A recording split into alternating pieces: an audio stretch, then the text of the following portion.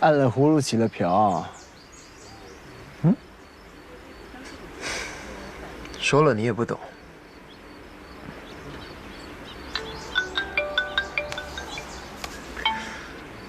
怎么样？你那有收获吗？已经查到了，经过确认，那个徽章确实是德国卡恩昆虫研究会的徽章。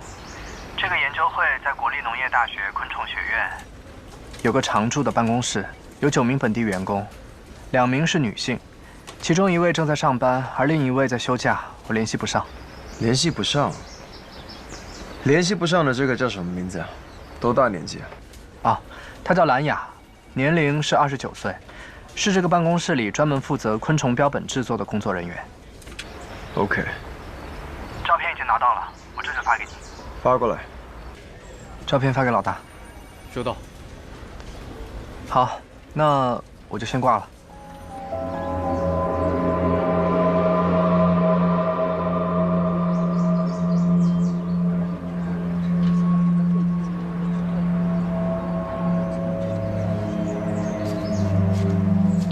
怎么样？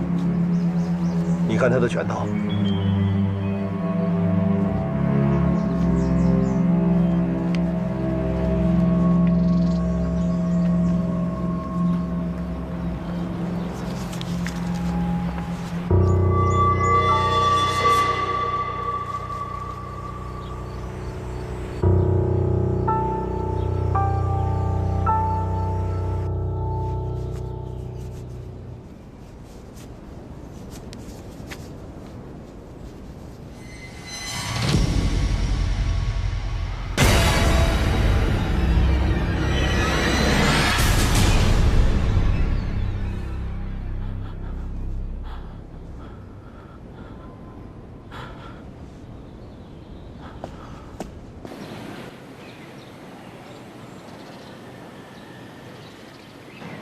好的，今天非常感谢。啊，不客气。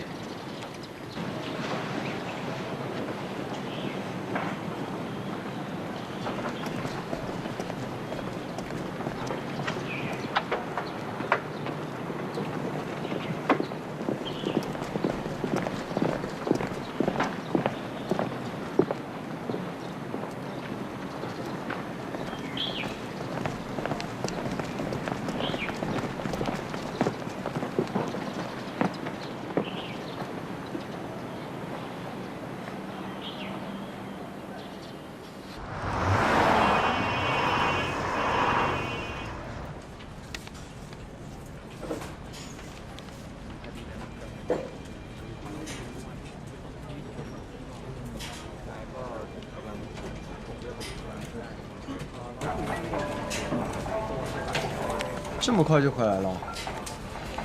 是，我直接带了2个痕迹兄弟跟我一起去的。我们在兰雅的办公位提取了些相应物证，已经拿去确认了。还是联系不上本人？还是联系不上。这个兰雅是一个什么样的人？他的同事说他性格内向，平时比较安静一些，总是一个人独来独往。除了上班，他跟同事的交集很少。然后他的父母亲人也都在外地，他是自己一个人在这个城市生活的。性格孤僻。对。哦，他的工作也跟昆虫有关。有男朋友了吗？我们问过他的同事这个问题，他的同事说没见过他有什么男朋友，也没见过有什么男生来单位里接送他。哦，不过我把他们单位的监控视频都要来了，可以看看他在单位期间都接触过哪些单位以外的人。家庭住址有了吗？有了，不过他年假是15天，已经快结束了。办公室的工作人员说，他们也只有上班的时候才有交集，休假了就互相不联系的。可能兰雅还在休假期间，她就是不想让单位或者外人找到她，这也很正常，我们可以等一等。不等了，向局里申请搜查令吧。大不了等他完好无损的回来，我当面去向他道歉。好的，我知道了。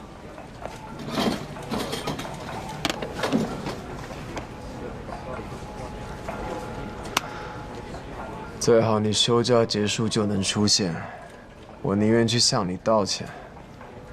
拜托。队长，哎，你有病啊！尸检报告。出点声不行吗？是。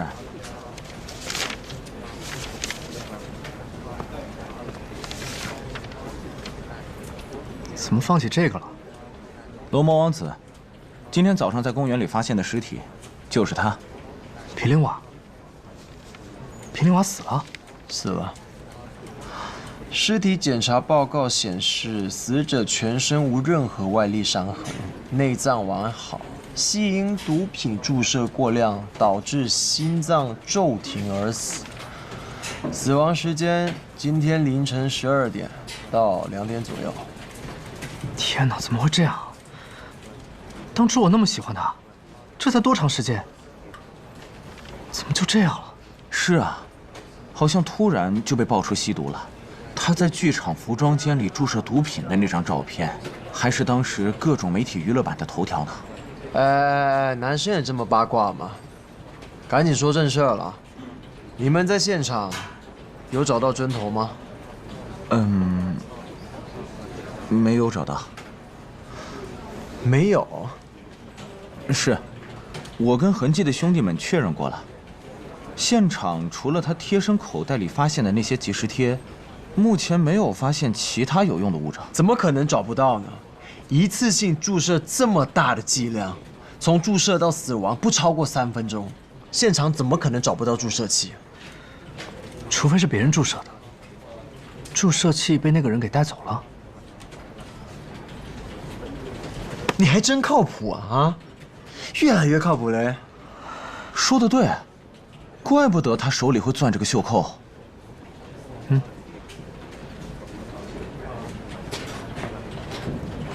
怎么了？笑起来没完了。你现在是不是应该马上组织人员重新进现场去找一找线索啊？啊？是。啊，卡，跟我搜去。好，走。哎，先去调警犬。是。是。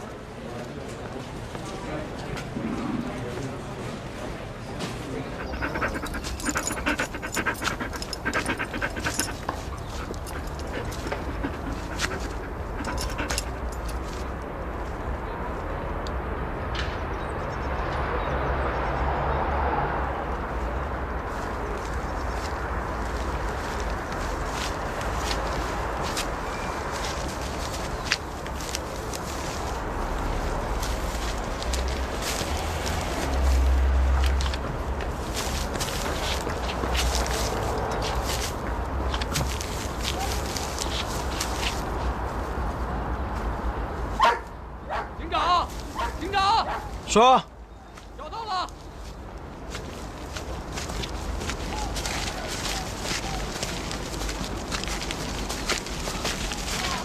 在这里，真棒啊！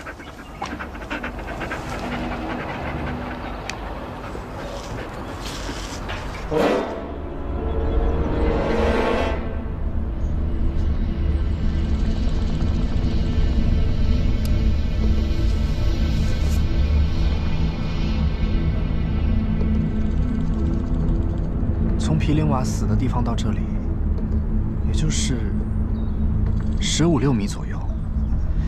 如果是自己注射的话，针管应该就在身边，怎么会把针管放在那么远的地方，而且还埋起来？如果是别人注射的，又干嘛不把针管带走，而是埋在离死者这么近的地方？你确定死者注射用的就是这根针管吗？那倒是不确定。那就先别嘚瑟了，啊，继续搜，继续。是。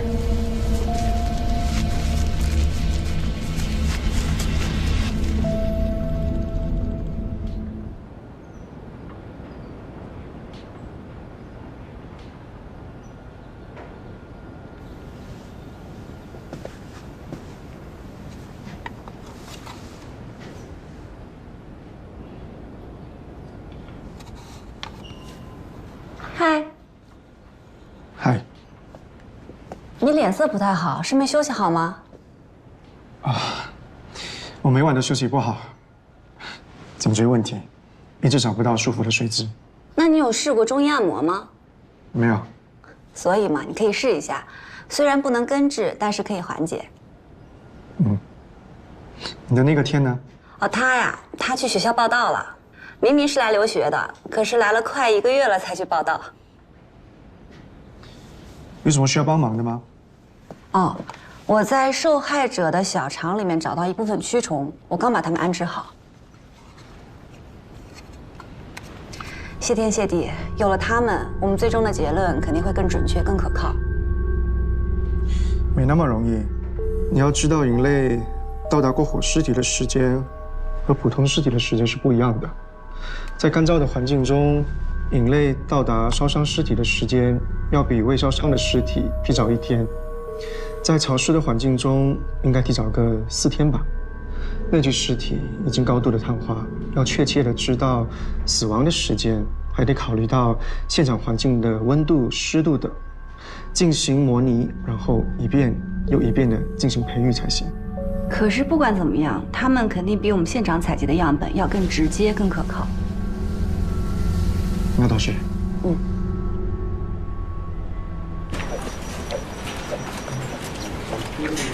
加油！我相信你可以的。第12天加油，第13天又加油。从字体上来看，这一看就是女生写给平林瓦的呀。是啊，不然不会这么当宝贝似的贴身保存。你看他浑身上下连一张纸币都没有，可是呢，身上却揣了这么多的即时贴。流浪汉还要什么纸币？有纸币就不流浪了。所以说这些比纸币还珍贵吗？这些字条像是在鼓励着平林瓦坚持做一件什么事情。你们看，还叫他罗摩王子呢，搞不好是个女粉丝呢。我觉得肯定不是简单的女粉丝，不然皮林瓦也不会这么珍视这些即时贴了。车轱辘话来回说，说正题吧。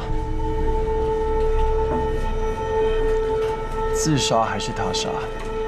他杀，但是他死的这个姿势确实不像他杀，更像是有仪式感的自杀。现场确实也没有除他之外的人出入的痕迹，并且根据尸检报告和他老师的介绍，他有吸毒史。吸毒者吸毒过量死亡，这也很常见。但问题是，他如果是自杀，针管不应该就在旁边吗？干嘛还要跑个10来米再埋起来，对吧？还有一个重点，从他到针管被发现的地点之间，并没有发现他的脚印。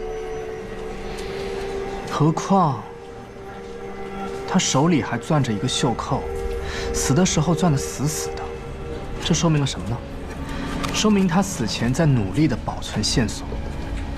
当然，如果说是他杀的话，也有一些令人费解的地方。首先是现场，现场并没有挣扎打斗的痕迹。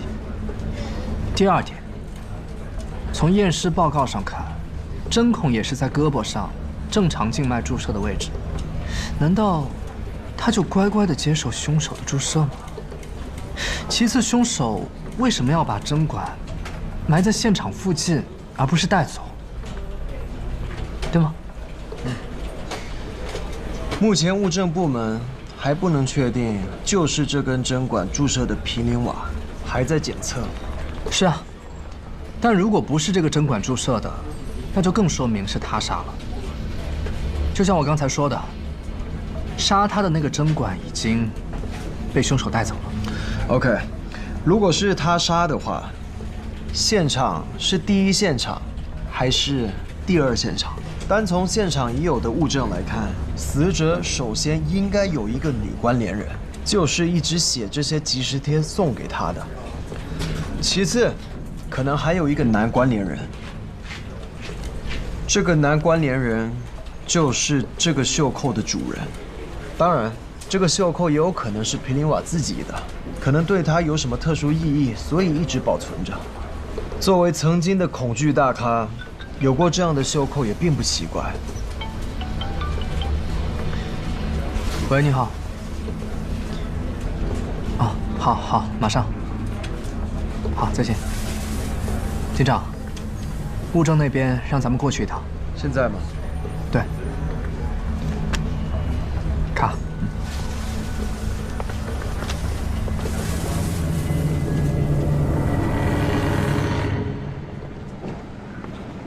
怎么样？这些都是德从兰雅单位带回来的监控视频。从视频内容看，兰雅在单位的工作相对规律，也很单调，接触的基本都是同单位的同事，看不出她与哪个同事关系更加亲密，尤其是那些男同事。不过，我们在兰雅办公室的监控视频里发现了这个。这个男人在这个位置出现过好几次了，我们把视频处理了一下。警长，皮林瓦，就是他。他怎么会和兰雅扯上了关系？我去，这可是大事。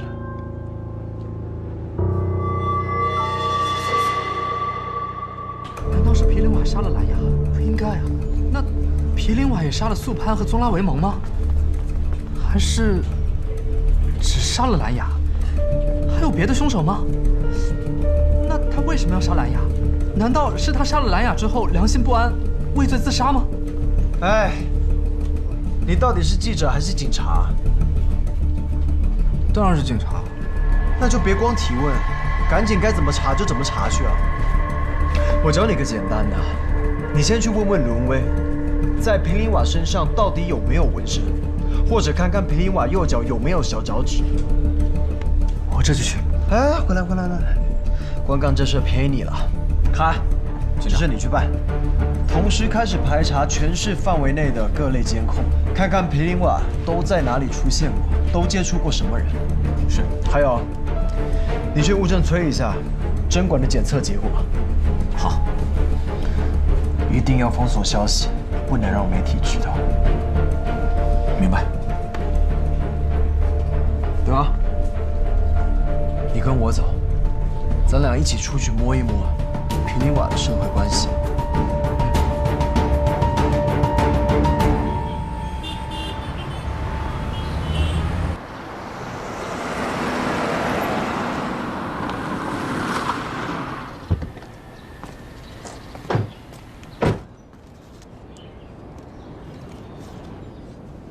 他死了？不会吧？他还那么年轻，怎么会这样啊？才1年多没见，怎么就死了呢？还死得这么凄惨。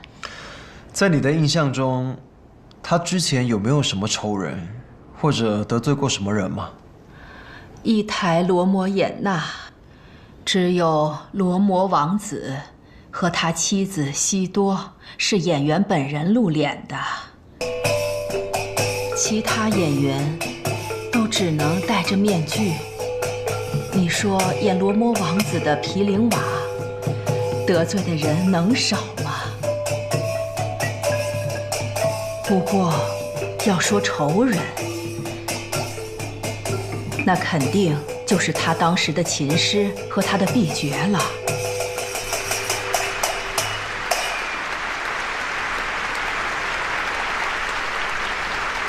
这2个人是叔侄，因为无法撼动皮林瓦 A 爵的地位，就合谋陷害了他。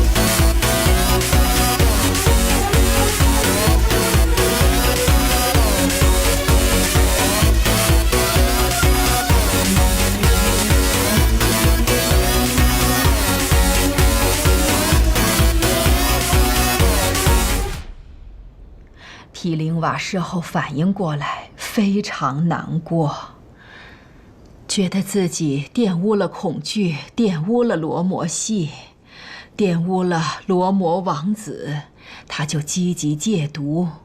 可是那对叔侄并没有放过他，那个侄子继续诱惑毗陵瓦吸毒。罗摩王子，大家稍等一下，我们演员还在休息。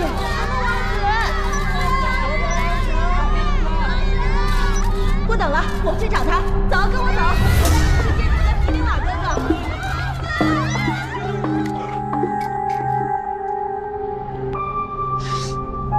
你们都知道，恐惧表演动作复杂，每一个动作、每一个舞步都非常严格。演员需要从6、7岁就开始学习，到17、18岁才能登台表演。而毗陵瓦是难得的天赋型演员，有难得的刻苦。我带过那么多学生，他是唯一的一个。可是吸毒是犯法的，剧院肯定不可能再留他。事出之后，毗陵瓦更觉得没脸见人了。那他离开剧院之后，你们之间还有联系吗？他根本不希望我们找到他。那剧院呢？有他家的地址吗？他哪里还有什么家呀？我听说，他早就倾家荡产。只能露宿街头了。对了，他是怎么死的呀？他是自杀，还是他杀呀？目前还无法确定是自杀还是他杀。如果他真的是自杀，我并不意外会这样。这孩子少年成名，突然遭受这种打击。那您知不知道那对叔侄现在在哪儿？那叔侄被抓起来了，他们还被判了刑，真是恶有恶报。那他们放出来了吗？这个我就不知道了。确认一下。好。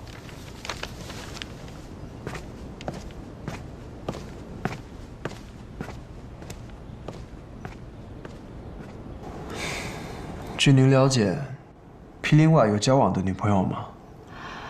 他全部心思都在恐惧上，每天到剧院练功，从早到晚风雨无阻，从不懈怠。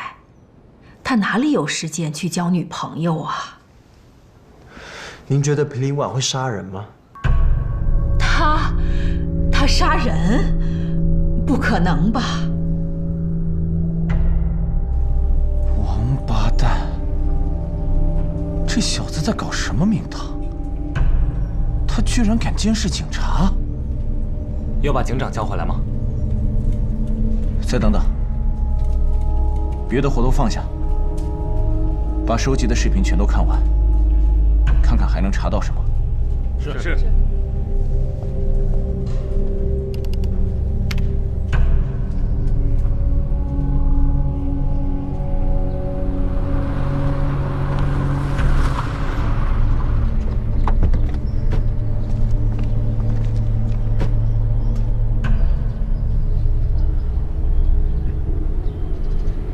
认识这个人吗？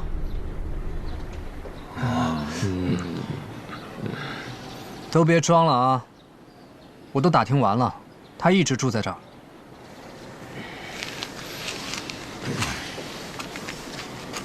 看清楚，我是警察。你们要是知情不报，我让人把你们轰走了不说，还会把你们全都抓进去。是，他一直跟我们住在这儿。不过昨天就不知道他跑哪里去了，现在都没回来。他以前这样吗？白天我们都是各自出去，但晚上都会回来的。我们倒是不需要家，只不过是这里待习惯了。你们知道他是大明星吧？知道，很多人都知道他是大明星。前2天还有人来找过他，还有女粉丝给他送饭。大明星又怎么样？还不是和我们一样睡桥洞？人家是和你一样一起睡了桥洞，但你没有当过大明星啊。等一下，等一下，一个一个说，慢慢说。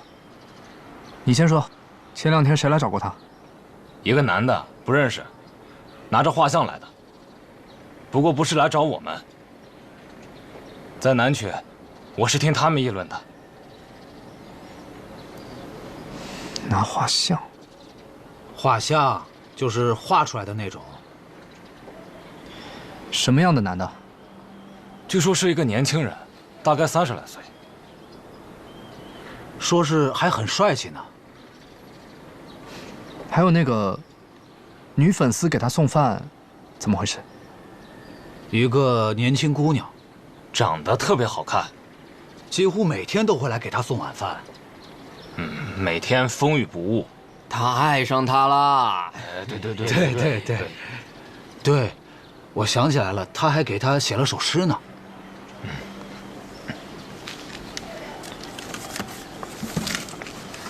这是他在废纸上写的诗，请看。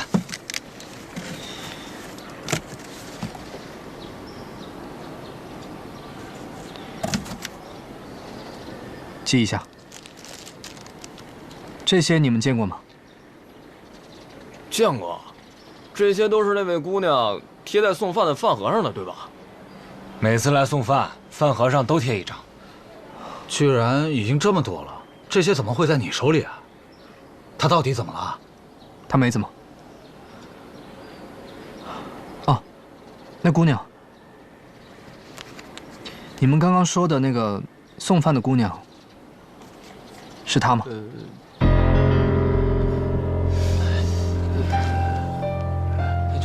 哎，是的，对，是的，没错，就是他。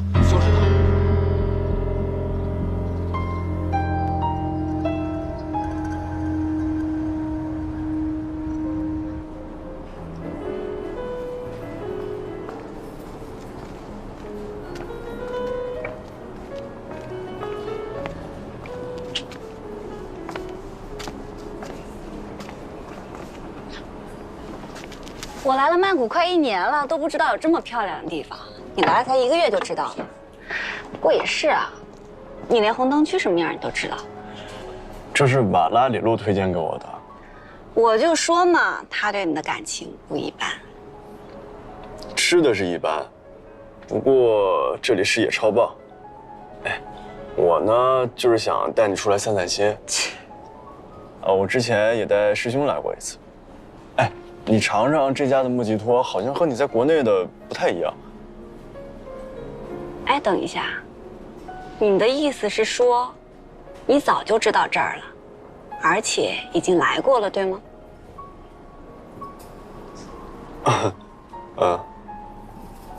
？OK， 拜拜。哎，我错了。你哪儿错了？我应该第一时间就带你过来。什么都知道，就是做不到，是不是更可恶？非常可恶，但是我发誓绝对不会有下次。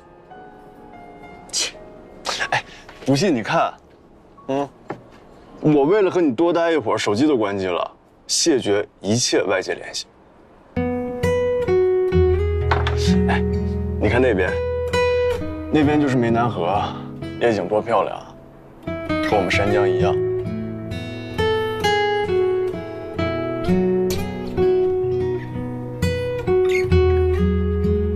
景天，你真的变了，变得舒展了，放松了。因为有你一直陪着我，还变得会说话了。当然了，还有瓦拉里洛的。不过我不带你来这儿，也不能全都怪我。那个马里奥用人用的也太狠了，我们平时见面的时间就很少。你看，瓦拉里洛也很需要我，不过也没像他那样。我刚夸完你会说话。我是在吃马里奥的醋。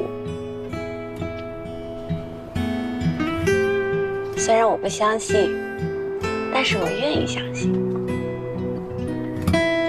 不知道为什么，我看你变得油腔滑调了，我反倒挺开心的。我也很开心。可以把心里想说的话都说出来。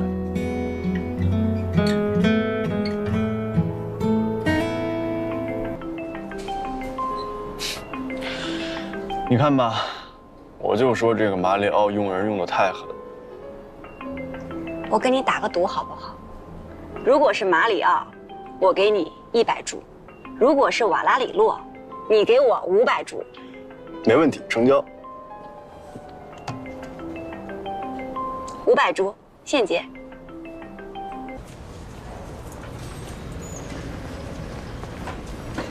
手机怎么不开机啊？今天有比较重要的事情。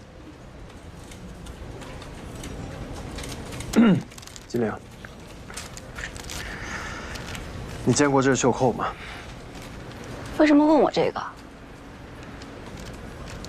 你是说，是马里奥的？是吗？好像是见过。你确定？不敢完全确定，但是应该见他穿过有类似袖扣的衬衫。怎么了？这根袖扣是今天早上在这位死者手里发现的。这种袖扣不可能只生产那么一个吧？这种衬衫也不可能只生产马里奥那一件吧？那你看看这个，把文件打开。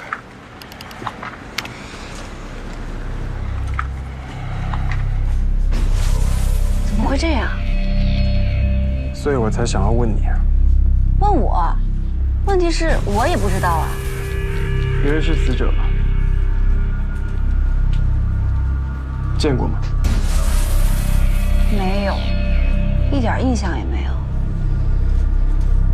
开下一个。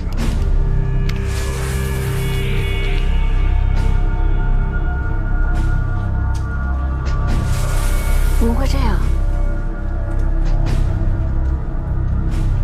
所以我才会叫你过来的。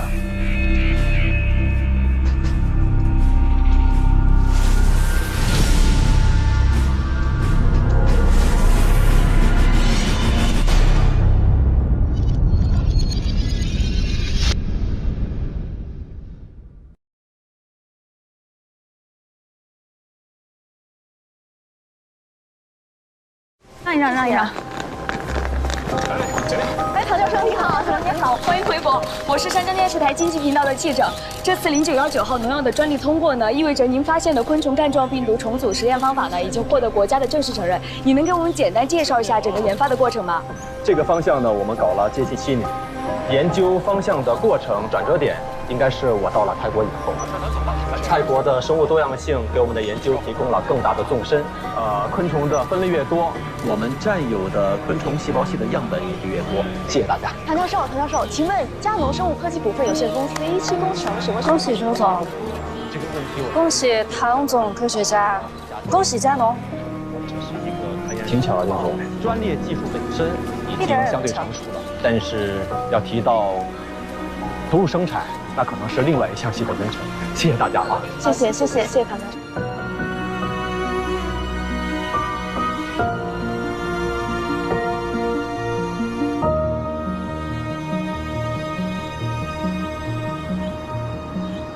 五花马，千金裘，胡马将出换美酒，与尔同销，万古愁。好事！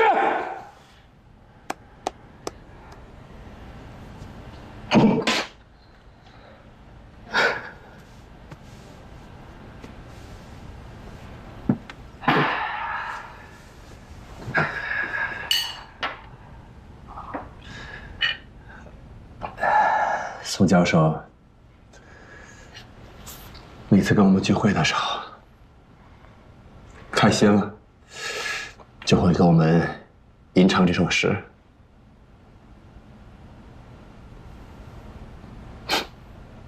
想他了，想他了，想他了。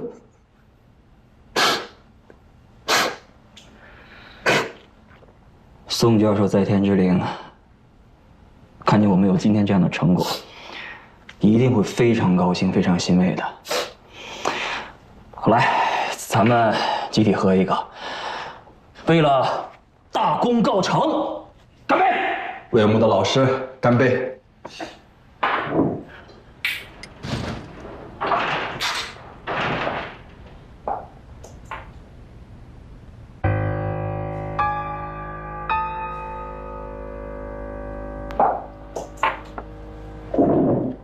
静之，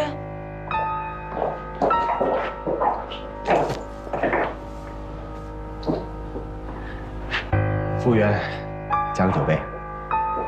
哎，我在走廊里就听见，全酒店就属这个房间最欢乐，果然是人生得意须尽欢啊！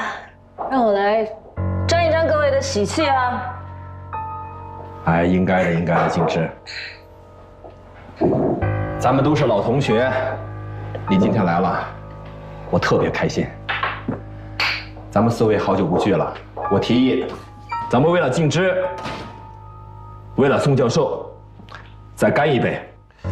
喝酒得有个说法，我提议这杯酒叫回忆酒、情怀酒，怎么样，静之？别，果果，我最近听说把情怀挂在嘴边的都是渣男。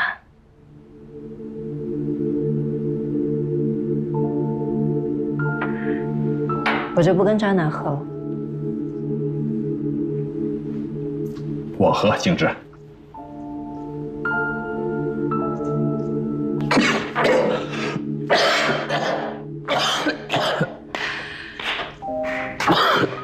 好酒量啊！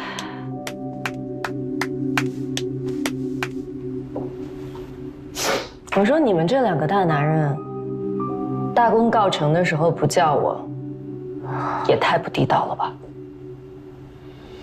不叫我也就算了，今天我不请自来，也不大受待见。没有，你都不请自来了，还在乎我们受？周浩，周浩，我得说说你啊，这今天庆功会，怎么能不请静之呢？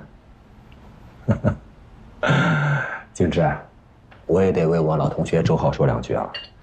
现在公司开张，投产在即，千头万绪的，难免挂1、6万了。有再多个万，也不能忘了我这个1吧。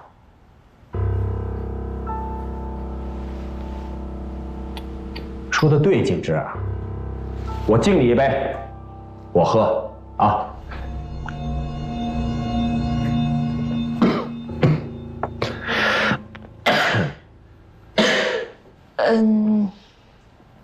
大哥，我忘了那个刘老的秘书叫我过去一趟，我先走。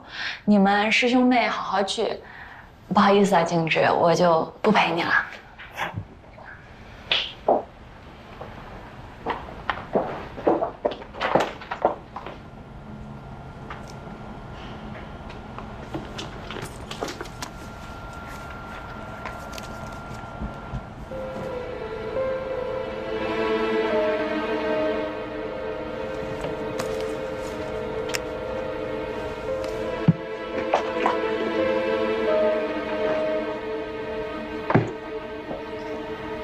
我就先走了。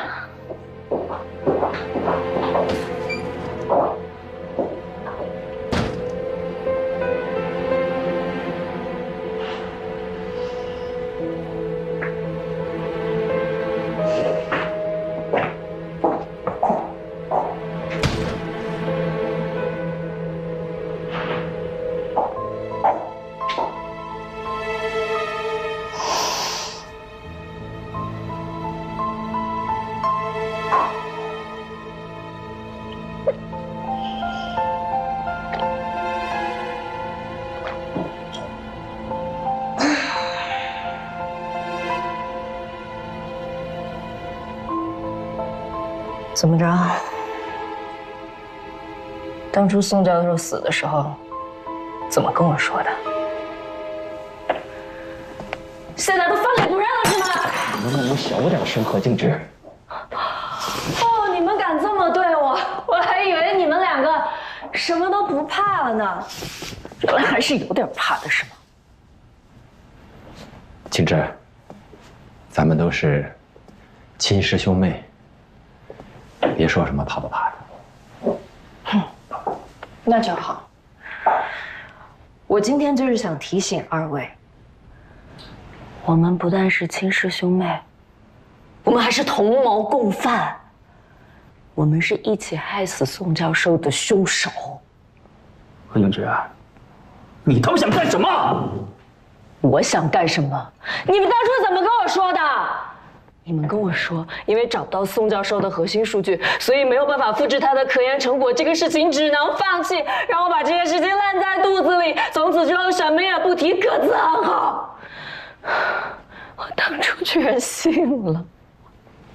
其实你们两个人一直在后面搞，就是想抛开我独吞，对不对？把嘴给我闭上！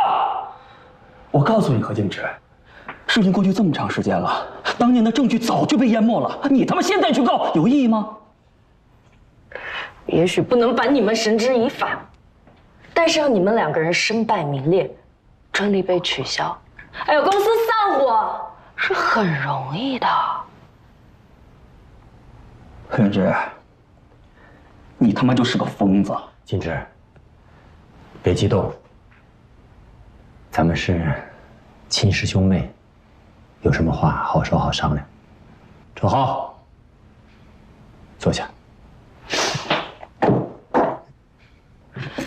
又跟我来这一套是不是？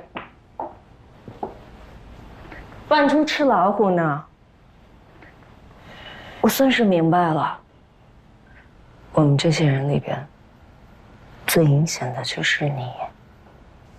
哎，宋教授的科研成果归他，宋教授的女人归他，跟他比起来，周浩就是个傻逼。何景之，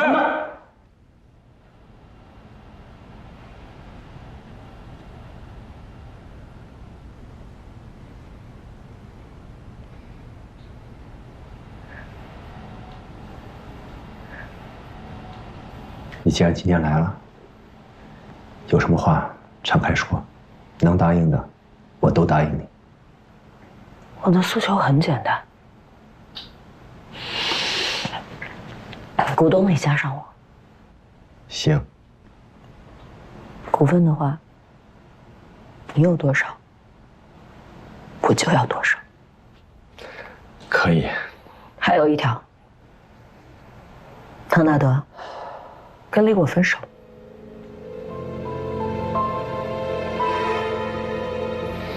不可能。行，那我们就鱼死网破，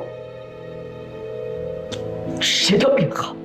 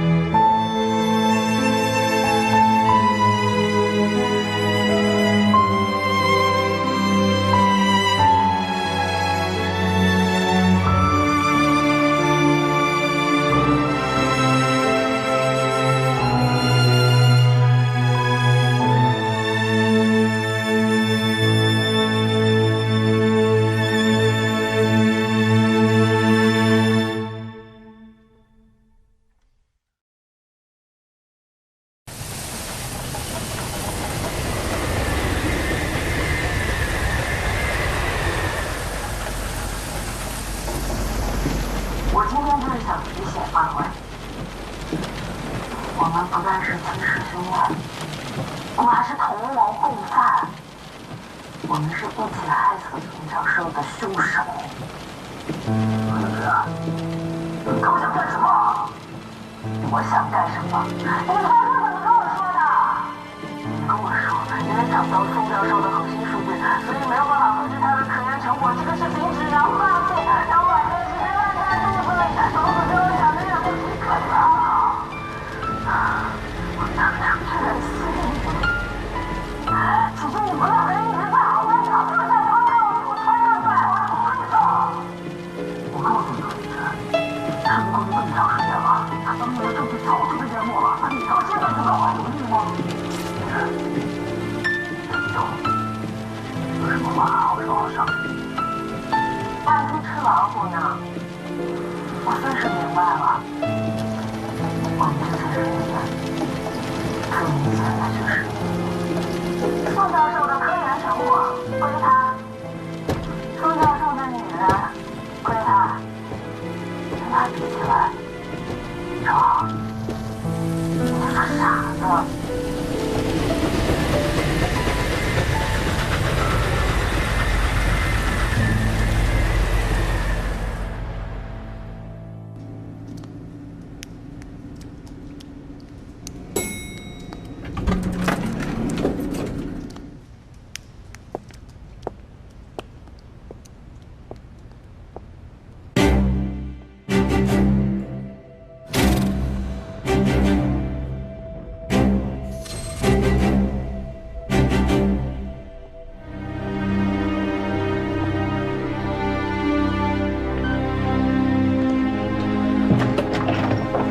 果果，你去哪儿了？再晚回来10分钟我就报警了。你赶紧把湿衣服脱下来，泡个澡去。不开心啊，果果？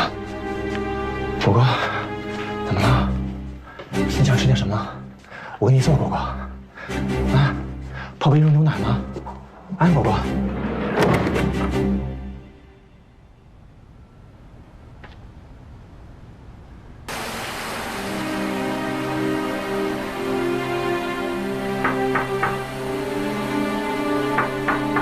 果果，我进来了啊！果果，你又淘气了，赶紧把湿衣服脱下来，喝杯热牛奶，泡个澡。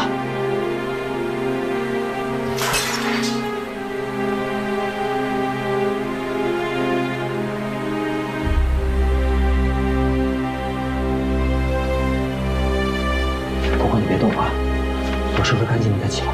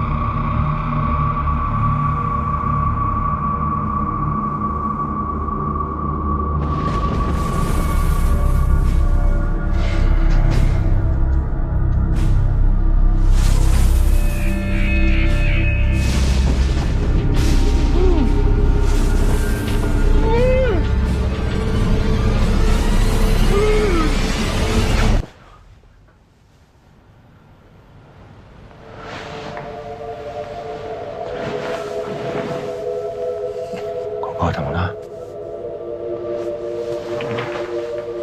别害怕，有我在呢啊！咱们睡觉，果果。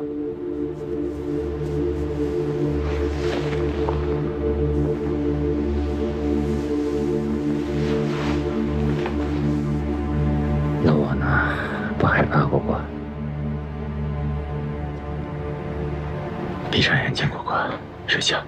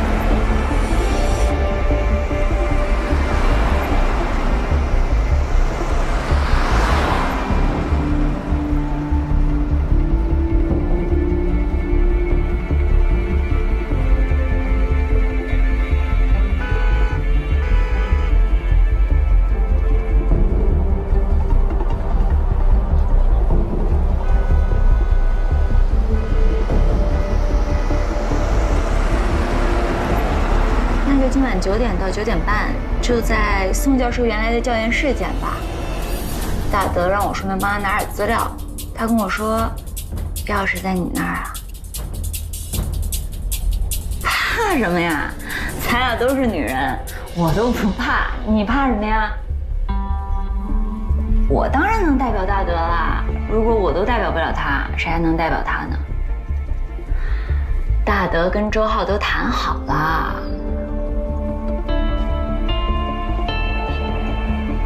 咱俩这次就一次把股份的事谈完，以后就不啰嗦了，好吗？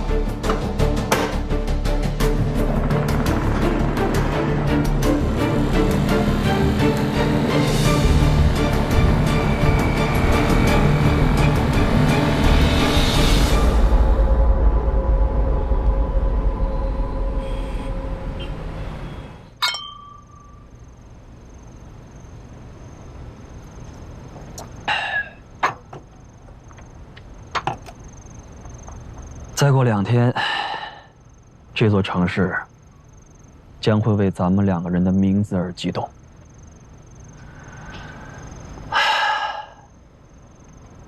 7年了，我终于等到了这么一天。想当年，我往老宋身上洒香水的时候，腿都是软的。那一瞬间，我真的感觉我就要死那儿了。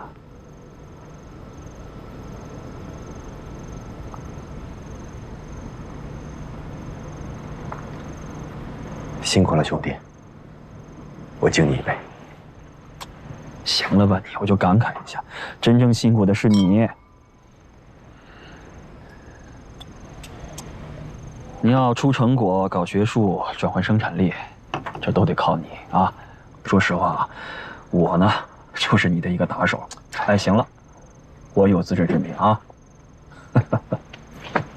但说真的，你给老宋立雕像这个事儿啊，干得漂亮，真的，我就做不到。方方面面都说好，尤其是你给老宋脸上贴金的同时，他当年因为救学生而死，就更是板上钉钉的事实了。不会有任何人再去追究背后的真相。高，大德，厉害。周浩，这件事情我要跟你说清楚，立雕像这件事情，我是真心的。我懂你的，大德。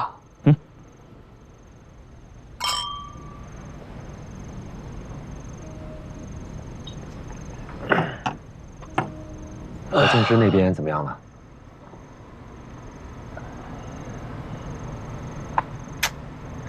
我回国之前以为你已经把他安抚好了，你这个人，哎呀，行了，别提那个疯女人行了啊！当年为了安抚她，我都成了你的接盘侠了。但说实话呀，我跟她过不到一块儿去，要不然也不会有今天的后患。哎呀，她这个女人啊，说不行，哄不行，骂也不行，油盐不进。我跟你说，大德，幸亏你当初没有跟她。不过也是啊，她要是跟了你呢，说不定也不会这样。那现在怎么办？说实话，我要不是念着一日夫妻百日恩的份上，我真的想……哎，你行了行了，你别老说这些有的没的。我问你现在怎么办？现在最重要的大事就是报开业，报投产。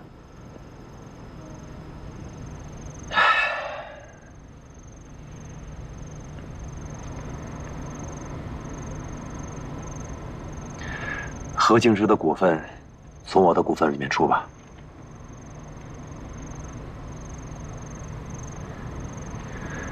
标准按他说的办，你去跟他谈。但是他要让我跟李果离婚，这件事情绝不可能。大德，仗义。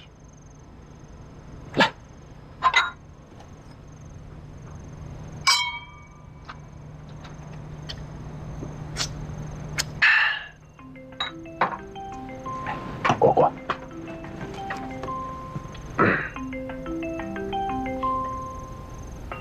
哎，叔叔阿姨，你们好。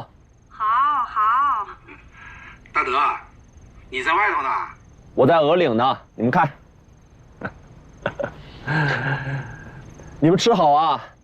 哎，对了，叔叔，给您买的酒喜欢吗？喜欢喜欢，这不喝着呢。已经3杯过后，尽开颜了。男同事、女同事啊？让我看看。哎，我，来，给我。男同事啊，钢铁直男一枚啊！我发现你现在啊，管大德管挺紧的你啊。那当然，现在刚开始变现，可得看紧了。哎，不是，果果，我来。果果，今天晚上回来吗？回。明儿一堆事儿呢，不过可能会晚点。太晚就别回来了，省得我担心啊，事情干不完的。好。行，再见。拜拜。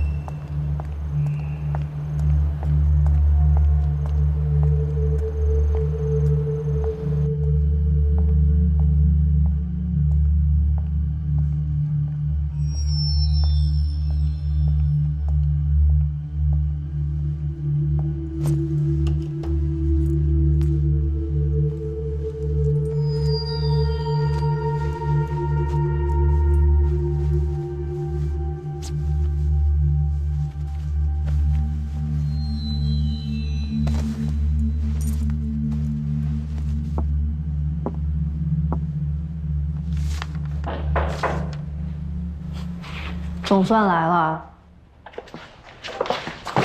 这除了你，我又没有别人。大半夜的你穿成这样，给谁看？我待会儿还有个会要开，都是关于发布会和投产的事儿。行，你们忙，那抓紧时间，给我什么 offer？ 原则上来说，大德的股份分你一半。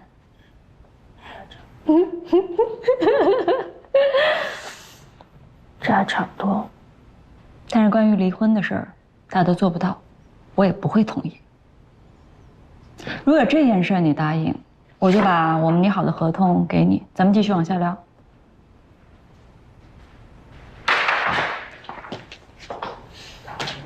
你先慢慢看，我先洗个手。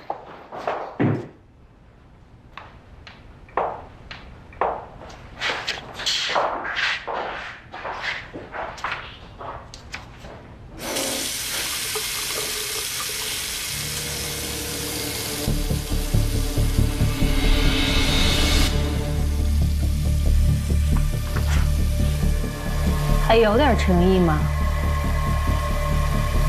良心发现了呀。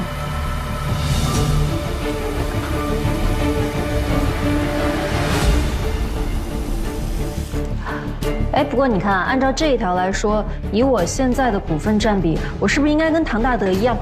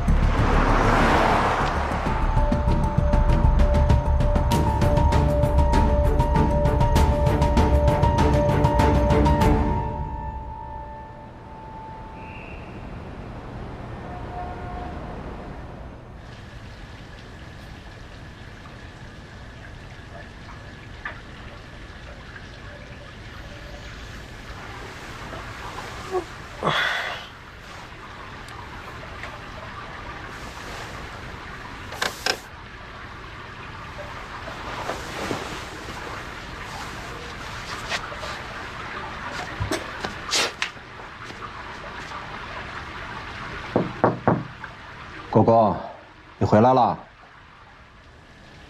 啊，你赶紧睡吧。行，我今天喝了点酒，晕晕乎乎的，那我先睡了啊。好。哎，果果，床头给你放了热牛奶，记得喝了再睡啊。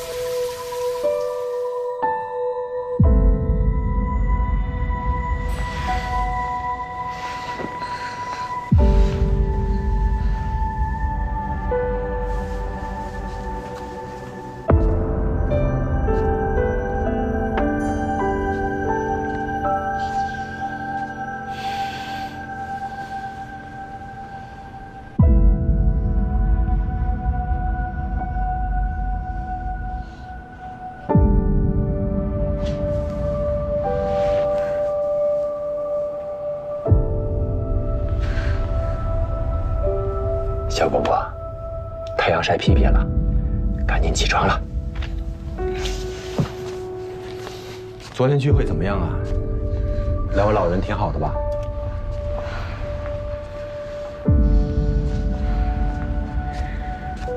挺好的。跟他们说了吗？说了。他们高兴吗？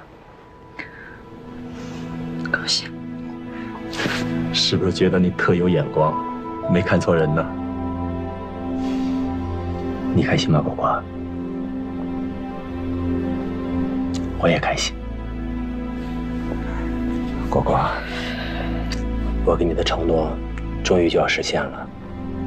现在，专利批下来了，公司也成立了，咱们的股权也明确了，马上就要投产了。明年，我想给你和两位老人买一栋漂亮的大别墅，像这个一样，咵咵大的落地窗，外面的太阳唰唰晒进来。我想让两位老人过上幸福的晚年。还有一个决定，从明年开始，我不管再忙，至少要跟你有一次旅行，全中国、全世界，哪儿都能去的那种，好不好？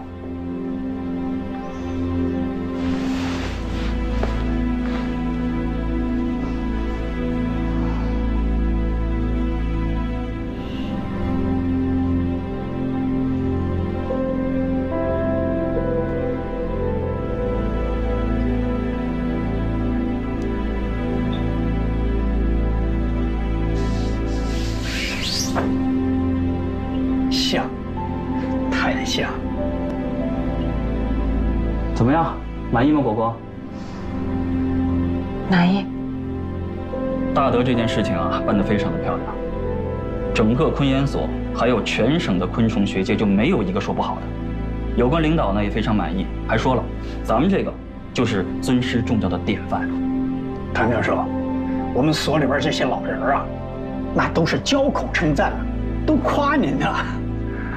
陈处长，你也跟着周浩开我玩笑呢。这件事情真的只是提了一个建议而已，具体的事情，白青，全是周总在忙活呢。他们怎么对你的，总而言之，我就会怎么对他们。都是宋教授的好学生。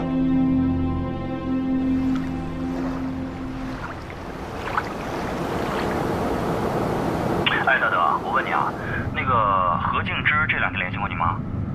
没有啊，不是你一直在跟他联系吗？奇了怪了，我这死活联系不上他了，我。行，我知道了。行，你处理好就行。哎，我先不跟你说了啊，我开着车呢。好的好的。对了，我待会儿得回我家一趟。你这话说的，好像你家不是我家似的。当然是你家了。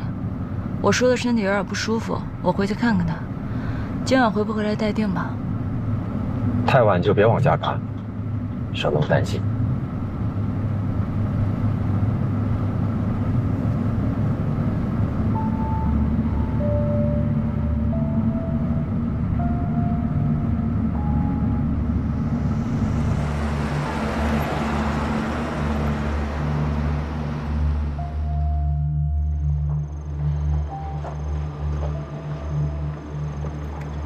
郑浩，哎，果果，大德呢？他先送我过来陪你，他要去加油了。帽子不错啊，谢谢。难怪你们总是要在这碰头啊，这儿视野不要太好。还有这装备，这香槟，不知道的还以为你们在这谈恋爱呢。哎呀，男人啊，这适当的要对自己好点，不然你说，这拼死拼活的为了什么呀？对吧？难道不是为了老婆赚钱吗？哎，你说的没错，大德为老婆赚钱，我为大德赚钱。说来说去，还是你俩是真爱。错啊！如果大德不喜欢你不爱你的话，他根本不可能把你带到这儿来。开个玩笑，哎，给你倒点。哎，我来。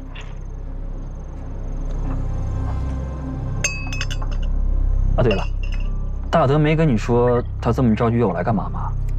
他就让我打电话约你，具体什么事儿没跟我说，你待会儿见他不就知道了。来，干杯！你还记得宋教授吗？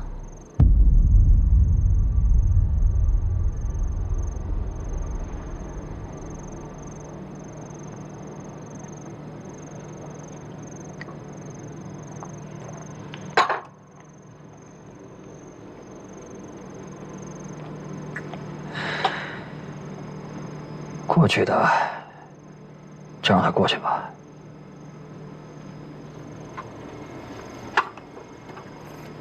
哲浩。啊。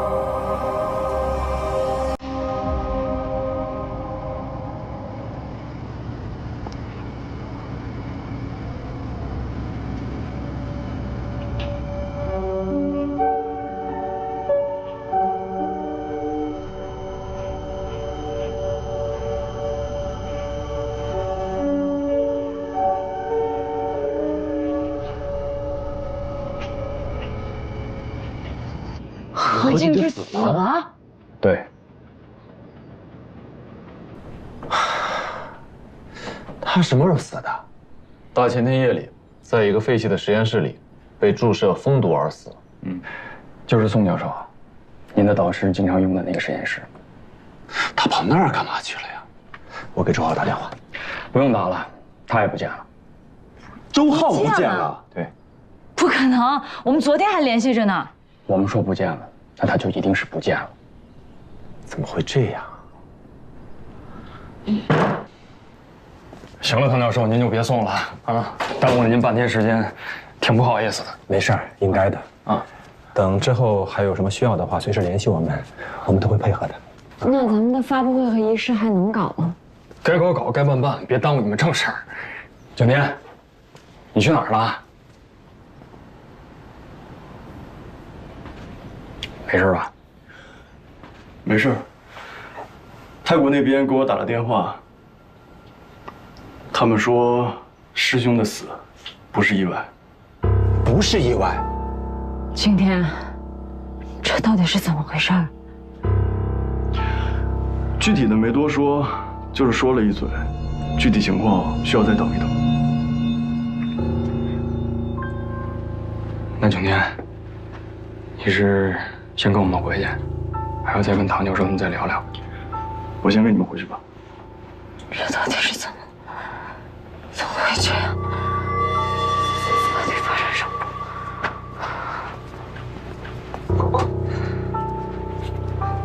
没事吧？教授，李国姐，你们先别着急，有消息的话，我一定第一时间同步给你们。好的。如果师兄不去买什么白菊花，我们两个一起出门，也许他就不会出事儿了吧。顾哥，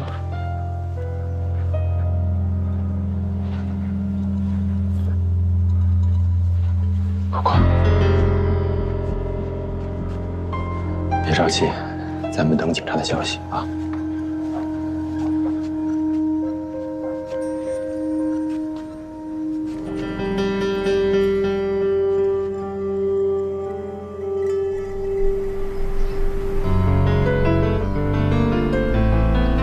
泰国那边给我打了电话，他们说师兄的死不是意外。如果师兄不去买什么白菊花，我们两个一起出门，他也许就不会出事。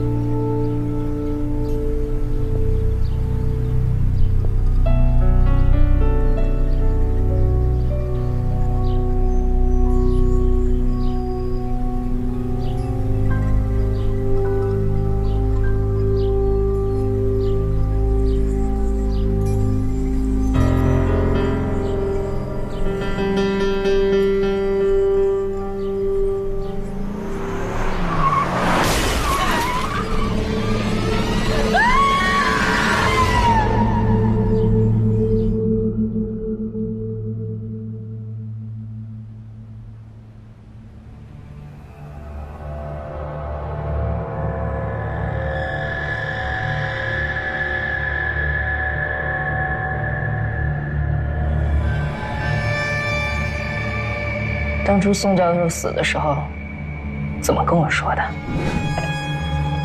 现在都翻脸不认了是吗？能不能小点声，何静之？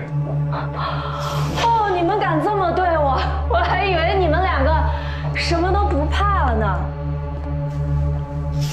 还是有点怕。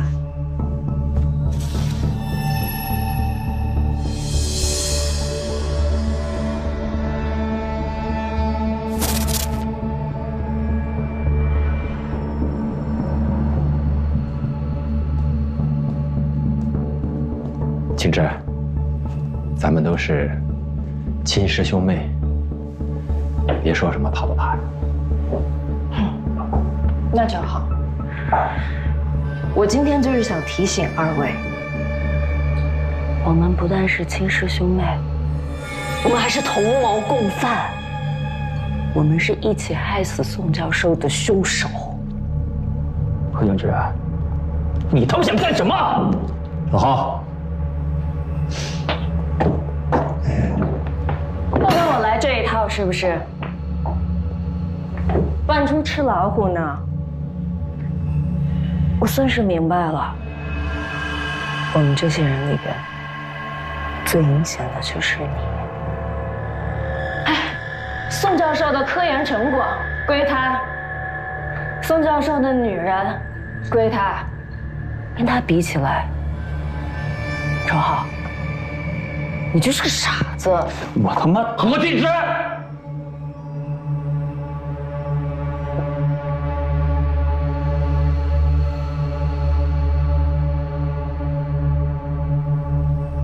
你既然今天来了，有什么话敞开说，能答应的我都答应你。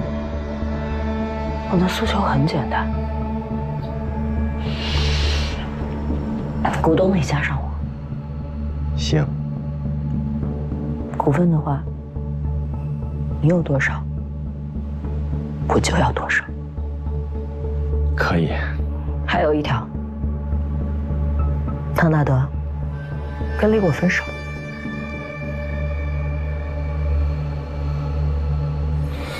不可能。